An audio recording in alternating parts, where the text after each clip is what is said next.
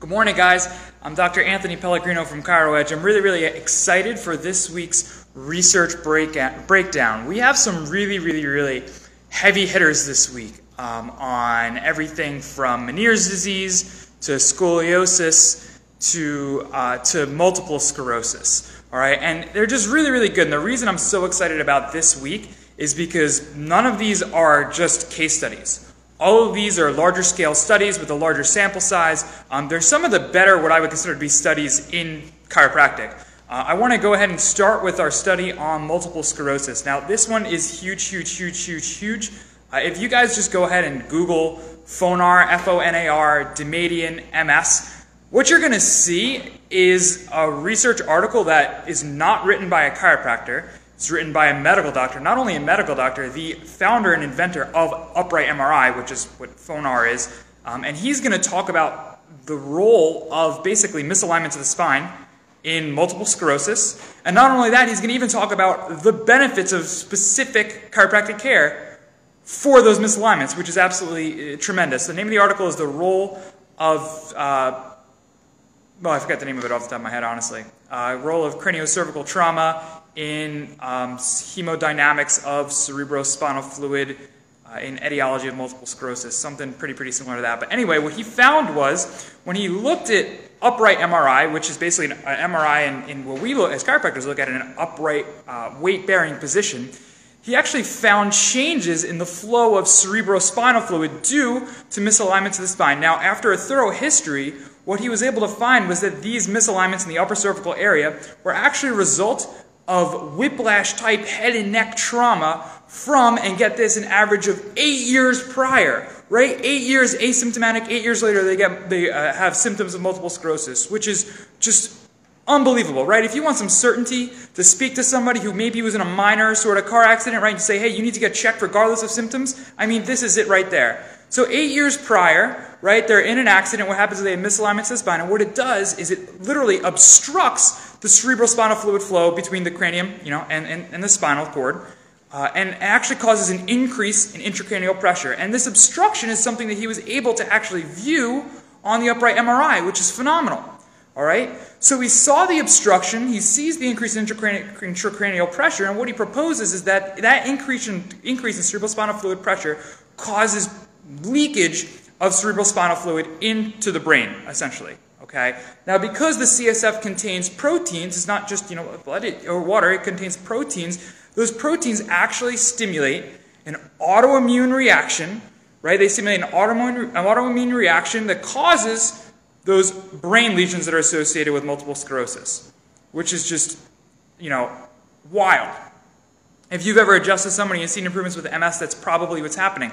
Now, he actually goes ahead and recommends, and he works with Dr. Scott Rosa, who's an AO doc, so this is all upper cervical here, okay, who actually goes and he recommends that these people with these misalignments that he viewed causing these obstructions of CSF get checked under upper cervical AO chiropractic. They receive very specific adjustments, and he actually saw those symptoms improve, right, by restoring a proper cerebrospinal fluid flow.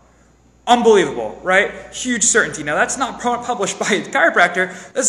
That's published by the inventor, the founder of upright MRI, which is amazing. Since we're on the topic of CSF, another study we have this week is all about Meniere's disease. All right, out of the Meniere's Research Institute, this is a chiropractic study, and what they found was that 300 consecutive patients in the Meniere's Research Institute, that's 300, right, consecutively, had a history of significant whiplash craniocervical trauma, right?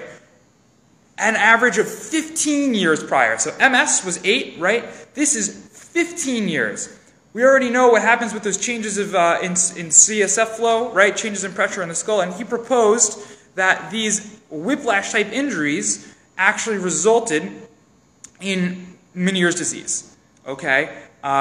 What he did was, it's an upper cervical practice there, specific adjustments to the upper cervical spine, and in 291 of those 300 cases, that's 97%, with specific upper cervical adjusting, what they found was an improvement in symptoms. Unbelievable, right? That's tinnitus, deafness, and vertigo together.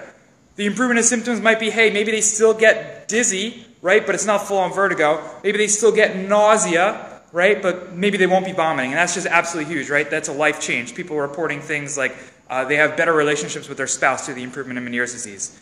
The last study, and I'm going to go into this at a later time this week, the Meniere's study, as well as the scoliosis study. But this one isn't upper cervical specific. It's actually Pierce Results Systems.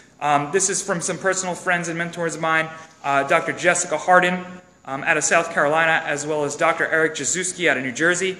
Dr. Jazuski, I feel like we should go ahead and put him on payroll because it feels like every other week we have another article that he's written.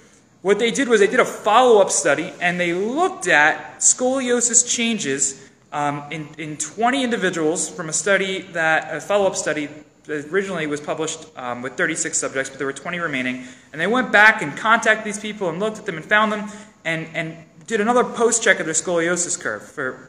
They put it into two categories: subscoliosis, which is degrees of 7 to 10, and scoliosis, which is degrees of 11 or greater. And what they found was an improvement I think that right around for everybody, they had been under care for about a year and a half. The scoliosis group was 1.26 years on average. The subscoliosis group was 1.7 years. And what they found was a significant improvement in total, overall, okay, of about 40% improvement in scoliosis for everybody.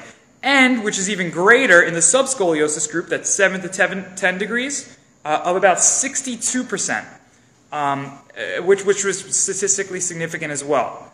So that's just some really, really great certainty for you guys. We're not going and saying, they're definitely not saying that, you know, this is a treatment for MS, a treatment for Meniere's disease. However, it's really important to look at it and say, hey, if there's this subluxation present, right, if there was especially this trauma previously, if there's a subluxation present, it's going to result in many, many, many different issues, right? Not only symptoms, but functional issues as well. So I hope you guys got some certainty out of that. I'm going to go a little bit deeper with the Meniere's and the scoliosis articles later this week. Thank you guys so much for being a part of our family here. If you have any questions about this at all, if you wanted references, go ahead and post below in the comments, all right? If you guys could please go ahead and share this video as well, since this is some really, really good information to share with the community, really benefit the chiropractic profession. Have a great day, guys.